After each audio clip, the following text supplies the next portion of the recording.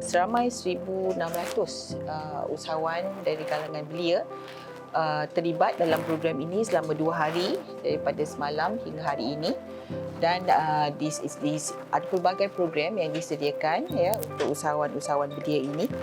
Di masa yang sama ada juga business combat, ada pertandingan dan 23 kumpulan terlibat di kalangan para belia mahasiswa.